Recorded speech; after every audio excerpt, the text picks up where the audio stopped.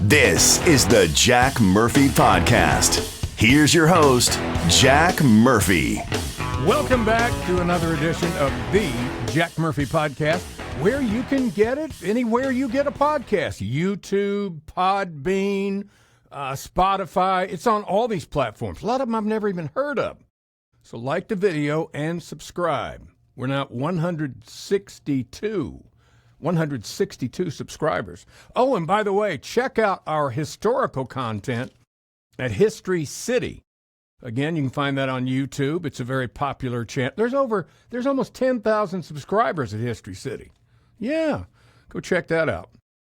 Well, over the weekend, first I've got to cover the absence of my former co-host, John Garrett. So as you know, last week, John tapped out. He told me he was sick and he wasn't going to be in on Friday. And then over the weekend, I received I would call it a vague message that he was tapping out on the podcast for a while. Now, John used to eat every meal out, and he recently discovered the joys of the air fryer. He got one at Walmart and told me about getting the air fryer. And so I think he just wants to spend more time with his air fryer, because I noticed over the weekend he'd been posting a lot of his air fryer recipes. And then I tried to get a hold of him last night. I couldn't. And I have relatives that live in the same area of Alabama that he does. And there's a rumor that he was seen driving out of town with Quadanda and her 5 children in an RV being pulled by Volkswagen. So I don't know exactly what's going on. It's up in the air. Let me just say that. But over the weekend, one of the movies that John and I had talked about, and a bunch of people had told me about this movie, and I tried to watch it over the weekend. It's on Netflix, and it's got a long title, but the end of the title is The Poop Cruise. And it's the story of the Carnival cruise ship that was in the middle of the Gulf of Mexico and caught on fire. I think it was the Carnival Triumph. Anyway, it caught on fire, and they lost all propulsion. They lost their generators. They lost everything. Now, when we first started talking about this story, I said, I've been on pretty much all those cruise routes. And back then, I haven't been on one of these cruises in probably 12, 13 years. And the ships that we were going on, almost every year, it would be Norwegian's brand new ships, and they were getting bigger all the time. And I remember one year we had 2,800 people on that boat, and I said, man, I wouldn't want to be on one any bigger than this. You know how many people were on this Carnival Triumph ship? 4,500 people. 4,500 people. Now, honey, I'll tell you, I started watching the show, and every now and then I'd almost get sick hearing these stories. And finally, what I had to turn it off was when they got to, there was a guy, he looked like his accent, and he looked, I don't know for certain, he could be Pakistani, but he looked like he was from India. And he was one of the chefs. And he was describing the mess in the bathroom. I said, that's it. That's enough for me. I don't want to hear that. I once heard a very famous radio personality who said that body parts are funny, body function isn't. I agree with him 100% now. I just couldn't get through it. A little bit of sad news today. A couple of my favorite actors passed away. Michael Madsen from Reservoir Dogs. Great movie if you've never seen it. He was found dead in his Malibu house. Same age as me, 67. This next guy, you may not know who he is, but there was a show that was on,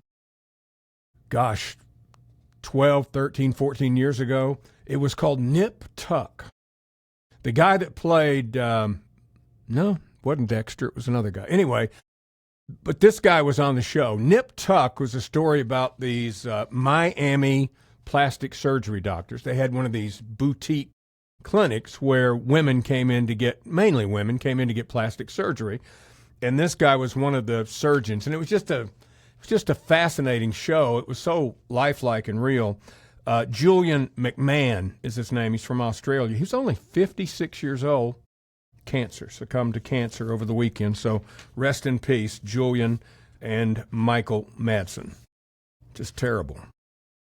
I thought Joe Biden was going to cure cancer, but it didn't happen. Well, over the weekend, 4th of July weekend, and I hope you had a great 4th of July weekend, it was very quiet here at the studio. Normally, on 4th of July night, this neighborhood that I live in is like a war zone. They shoot off these big... Anyway, me and the dogs went up to the room, got in the bed, turned out the lights early. I'm talking like 9:30, and then the barrage started. The incoming rounds began. And you know what? We all went to sleep and didn't wake up, didn't bother us one bit. Not one bit. But one of the big things that happens every 4th of July, he was back this year after being out last year because he had some sort of corporate sponsorship that created a conflict.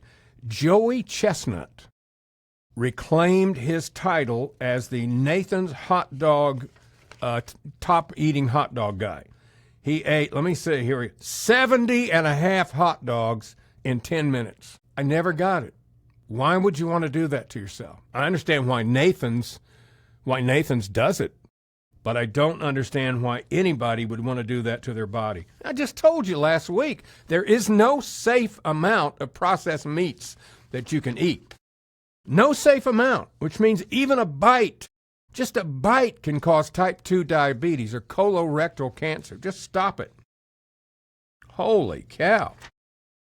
So I'm watching this marketing guy over the weekend, speaking of food, and I don't know if you've ever seen this guy. He's from England. He's a big guy, but he talks about marketing ideas, and he had one of the most unique ones that I've ever heard.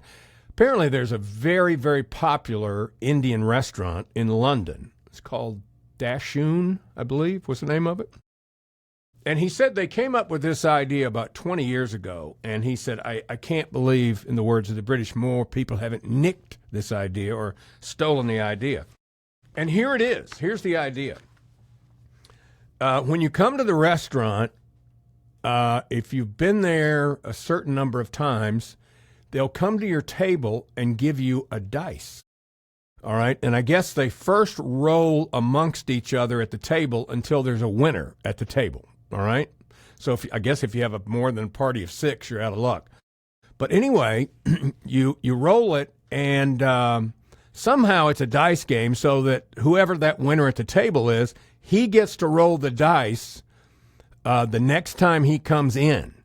Not that time, but the next time he brings the dice with him and he gets to roll it, and the meal. And if he beats the house, he gets a free meal. He said it was wildly successful because what happens is, I hadn't thought about this, people come in the next time with their dice and they tend to order more than they would because they don't want to win the dice throw and have ordered very little. They want to get away with a lot. I just thought it was a fascinating idea. By the way, that movie that we talked about last week, the one that John said he was going to go see before he left town in the RV with the air fryer, Jurassic World Rebirth, did $147.3 million over the 5-day weekend. That's pretty impressive. And now that Brad Pitt has said this, it's almost guaranteed to happen. Brad Pitt's F1 movie has been doing great at the box office, and now Brad Pitt says he would love to do, get this, Days of Thunder 2 with Tom Cruise. Now, the studio, they can't turn that down. Brad Pitt and Tom Cruise on the same screen in a racing movie? You got to do that. I'm surprised they're not already filming it. So if you spend any time out on the road these days, you know how crazy people drive. I mean, if you get, in Charlotte where I live, if you get on 485, it's just amazing how fast people go. And there's always one or two people just weaving out of traffic at 80, 90, 100 miles an hour. They just drive like complete idiots. It's just amazing to me. Well, down in Florida, they passed a new law which went into effect on Friday night. And it's a new speeder law. It's the 100-mile-an-hour law. The way the law works is if you get radar clocked by the Florida Highway Patrol, a sheriff, or local police force, or whatever, in your Dodge Demon or whatever car you're driving out there, you go to jail. You don't just get written a ticket and go appear in court. You go to jail. And boy, I guess the Highway Patrol on Friday night, they were ready. Because at 12:04, I saw the video, at 12:04, they got their first one. It was a guy doing 104 miles an hour. Bingo! They nailed him and took him to jail. So, in my history of looking at social media, which is 15 to 20 years now, I don't know, my memory's terrible. But anyway, I have never seen two stories get more distorted than these two stories. One, alligator Alcatraz, and the other, the terrible flooding over the weekend in Texas. I mean, I couldn't believe some of the stories that we've seen. The little girl found up in the tree that was 30 feet off the ground that had been with her whole family. They got washed away. She survived. But the morning after that happened, I mean, the flood came through there at 4:30 in the morning. I got up early, and I start looking at Facebook, TikTok, or whatever, and instantly people are posting things like, well, this lands squarely on the shoulders of the Republicans who cut the NOAA weather budget. It's their fault. If they'd had FEMA had the money to put in sirens, all those children wouldn't have been dead. And even more evil things than that. There were people, and I hope these people get they track them down, dox them, or whatever it is they do. There were people on there who go, I don't feel sorry for any of these kids or their parents that got washed away and drowned because it's karma because of the budget cuts. And these are all children of Republicans and Christians, and so they deserved it. People are just mean. They really are.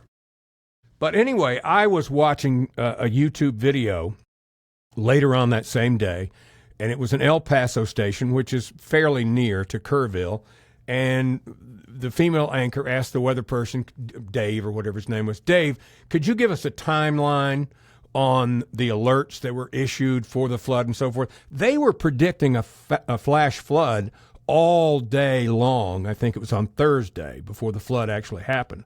The problem was it happened at 4:30 in the morning, and even though there are emergency alerts going out, most people turn their phones off at night. And I don't even know if these little girls that are at summer camp had phones. I have no idea.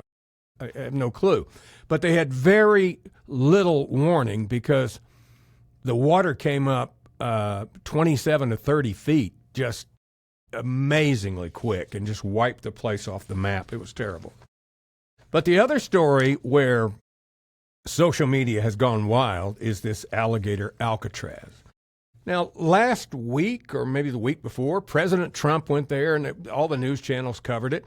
And it's this giant building with multiple, bunk-type cots, and there's fencing in there, like to make cells or to partition it off. But it's an air-conditioned building, just happens to be located in the Everglades. Well, the narrative you see on social media is, what are those poor prisoners in those tents going to do in that heat with the mosquitoes and the alligators and this? There's no tents. They're inside, and it's air conditioned. And I don't think many of them are going to be there very long. They have an airport there to fly them in, process them, and fly them out to whatever country they're from. But I read this story over the weekend, and I had to read it 2 or 3 times because I said, is this actually real? Did this actually happen? Department of Homeland Security Secretary Kristi Noem told reporters last week that a deportee who was a cannibal, thought right there, I said, did we know that when we let him in, that he was a cannibal? Anyway, on the plane out of the country, apparently the guy started eating himself. I don't even know how you do that. That's painful.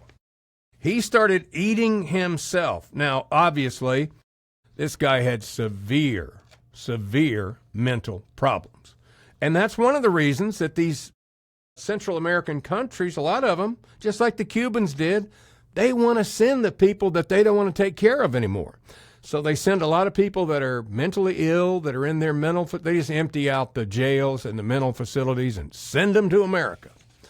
Well, this guy was totally deranged, and he has been relocated to Alligator Alcatraz, and then they're going to try to return him to his home country. But anyway, say a prayer for these families in Texas that lost children, and camp counselors. Is just a horrific, horrific thing.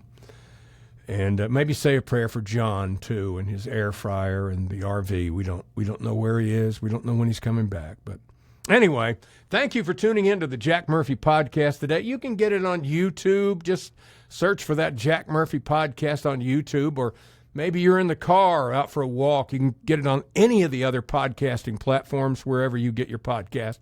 Thanks for watching and listening to the Jack Murphy Podcast. And check out our other content on YouTube exclusively on the History City channel.